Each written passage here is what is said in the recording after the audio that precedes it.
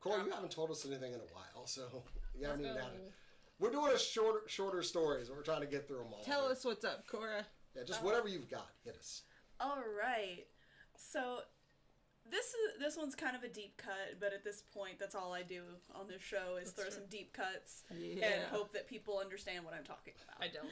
So back in the olden days. Oh God, whatever. I'm sorry. Go right ahead. Of horror video games, Jason.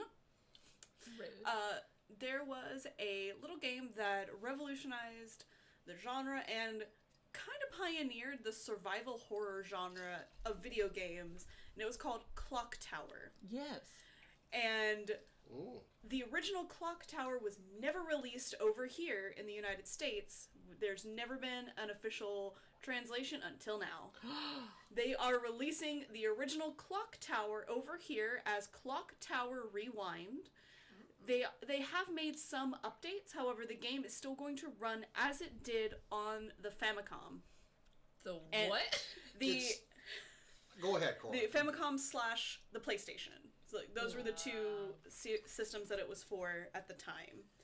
So to give a little bit of background for the game, and actually I'm going to change my image. That is the poster, or not just the poster, but the cover for the game. But let's take a look at those graphics real quick. At that.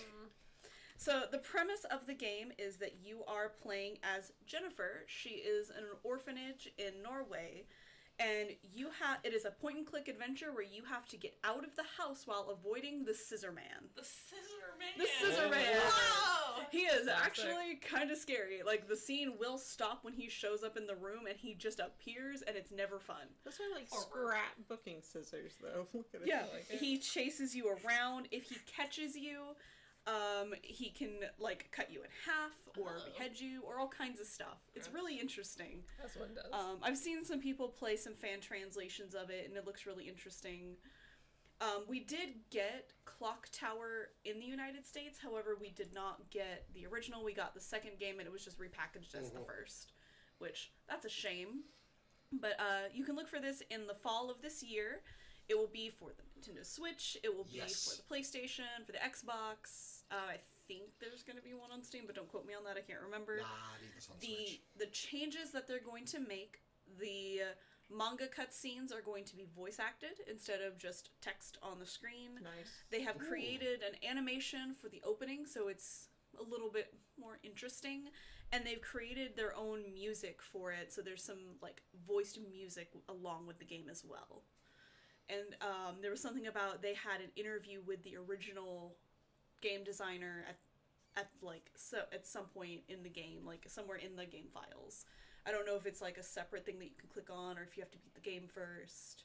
They didn't really clarify that.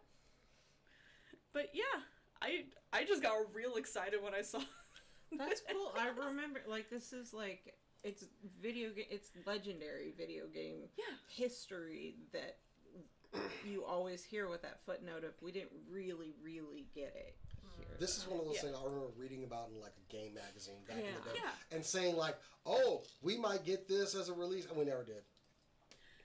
But it's coming.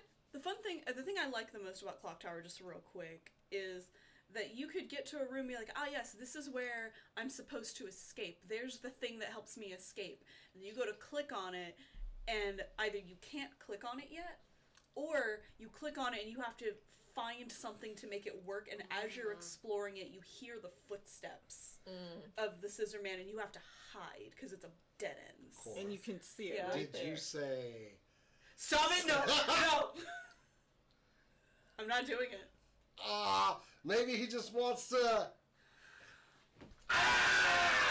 Wow. And you said the foot stuff was inappropriate. Like, seriously. Y'all watch wrestling. Scissoring on camera. Yeah, that's where that came from. Is live wrestling. scissoring.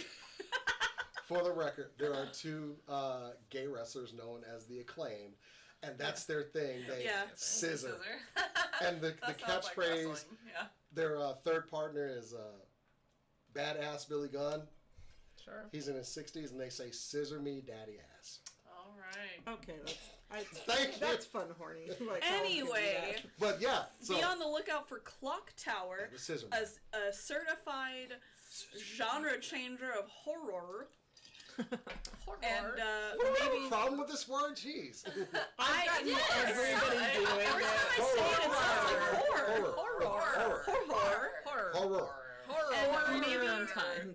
Maybe in time it will lead to some other games in that genre that never made it over here from Japan, Port it all. so that we can see it, we can play it, official ports. Maybe this is not a horror game, but in my heart I'm hoping that we'll get Mother 3 over here. Please. And let me just say, it's so important to have a translation of it, because if you try and play a horror game in a foreign language, and you click on the door, and it says you need a thing, You mean but it says it in Japanese. Yeah. content from other countries doing well in the U.S.? Like, Yeah, I know. like one milestone this weekend, Godzilla -1 was #1 on Netflix and iTunes at the same time. First movie to ever do that. That's awesome. Yeah.